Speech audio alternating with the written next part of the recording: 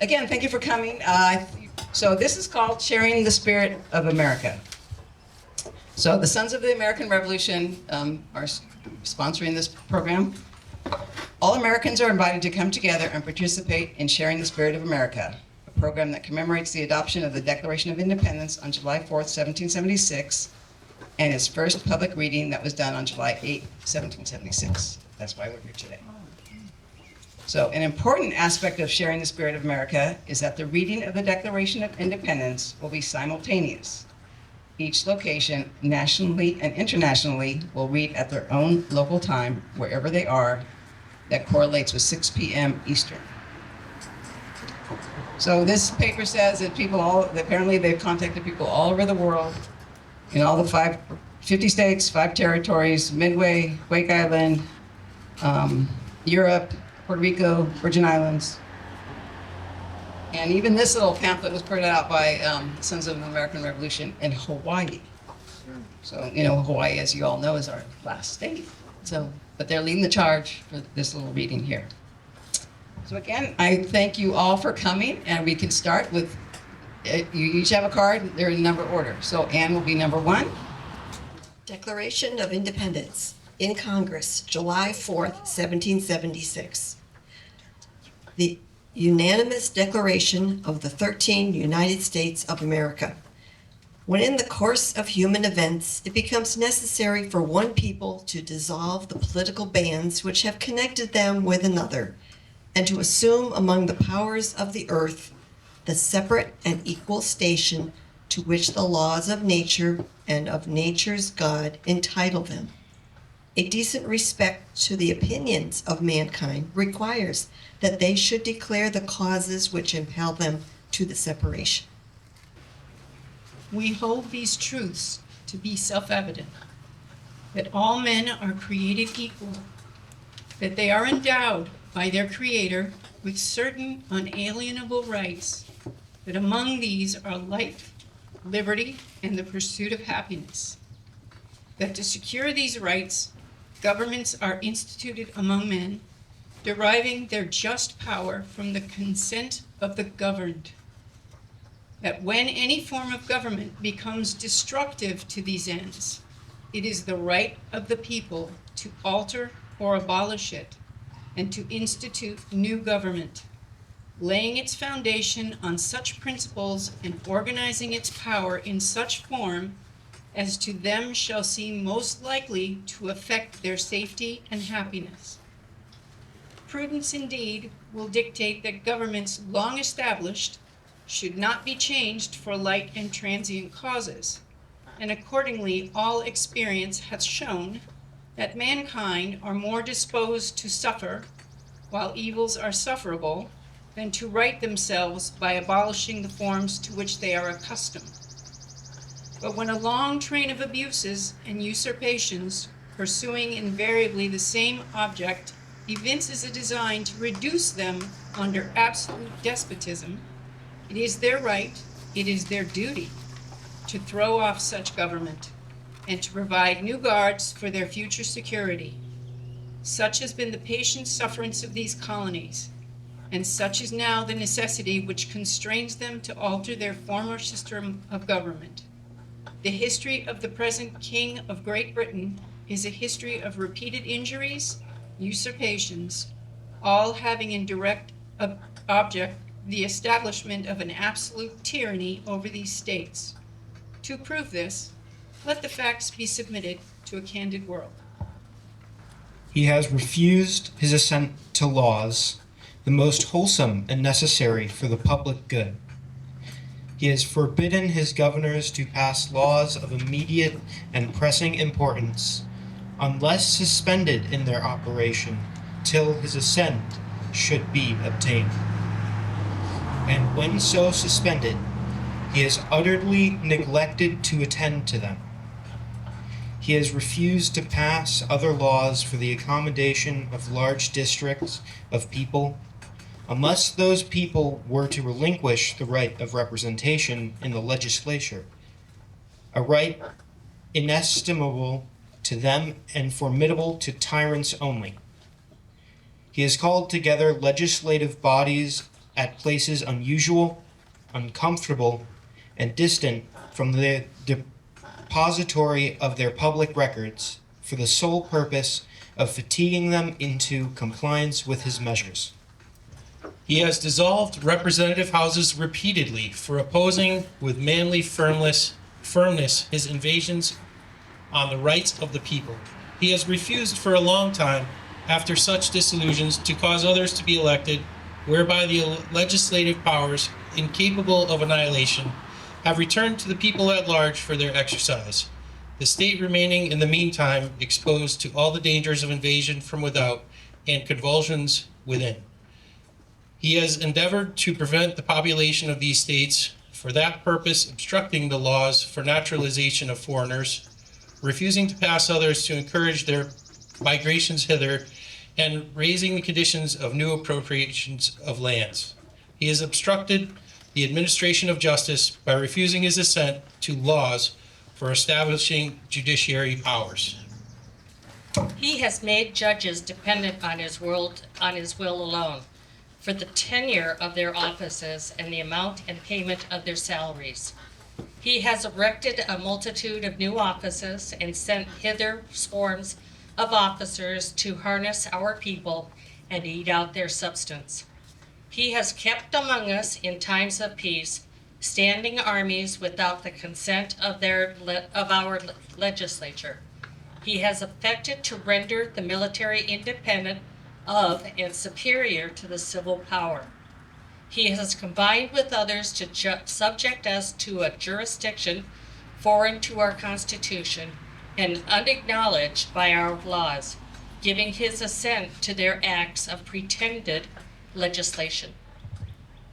For coordinating large bodies for armed troops among us, for protecting them by a mock trial from punishment for all murders which they should commit on the inhabitants of these states, for cutting off our trades with all parts of the world, for imposing taxes on us without our consent, for depriving us, in many cases, of the benefits of trial by jury, for transporting us beyond seas to be tried for pretended offenses, for abolishing the free system of English laws in a neighboring province, establishing therein an arbitrary government, and enlarging its boundaries so as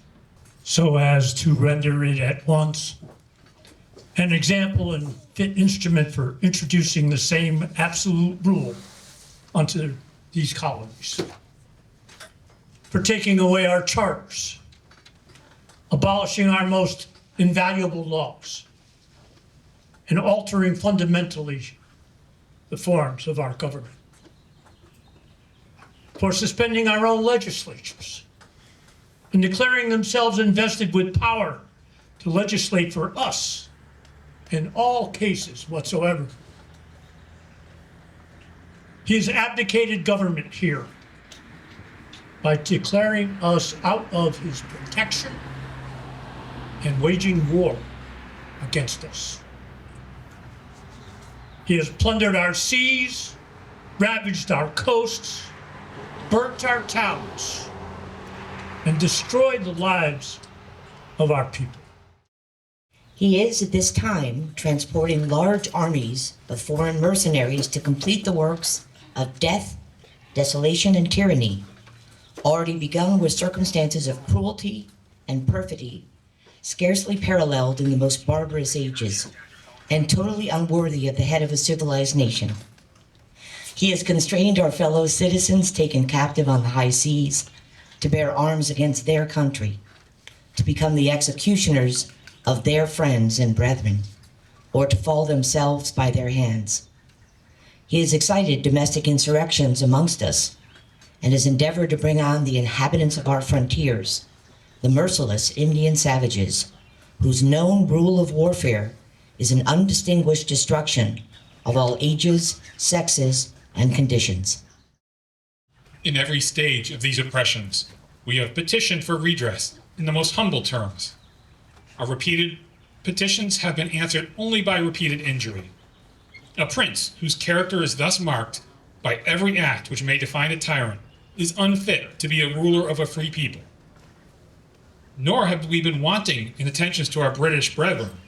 We have warned them from time to time of attempts by their legislature to extend unwarrantable jurisdiction over us.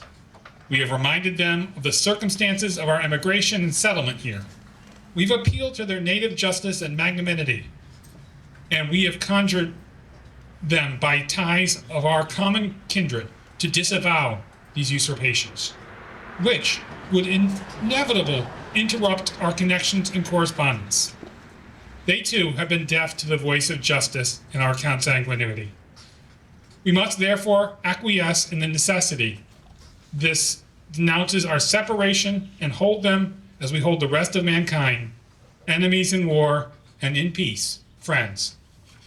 We therefore, the representatives of the United States of America in General Congress assembled, appealing to the Supreme Judge of the world for the rectitude of our intentions, do, in the name and by the authority of the good people of these colonies, solemnly publish and declare that these united colonies are and of right ought to be free and independent states, that they are absolved from all allegiance to the British Crown, and that all political connection between them and the state of Great Britain is and ought to be totally dissolved, and that as free and independent states that have full power to levy war, conclude peace, contract alliances, establish commerce, and do all other acts and things which independent states may of right do.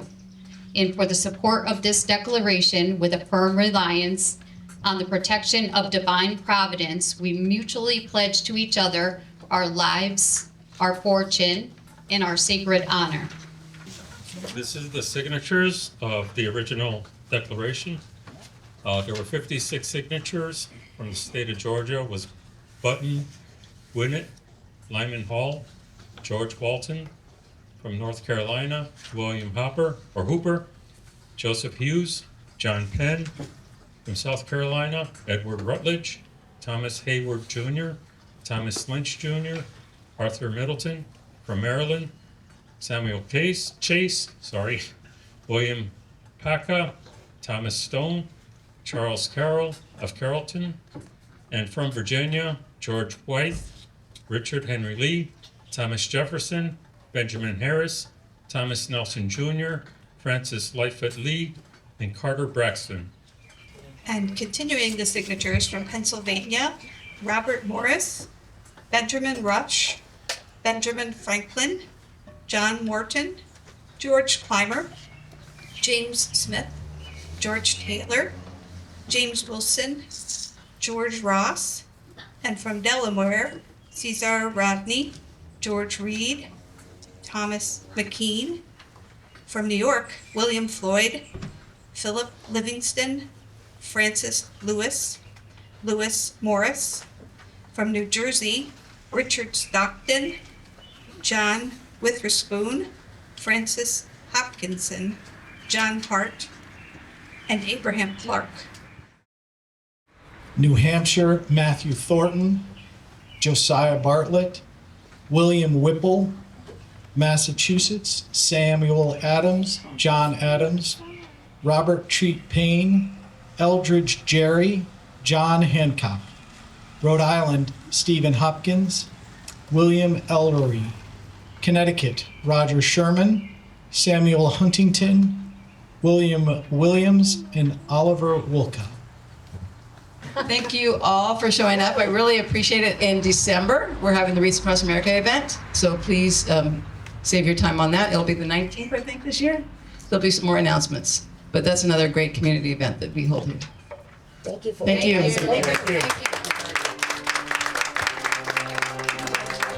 Happy birthday, America.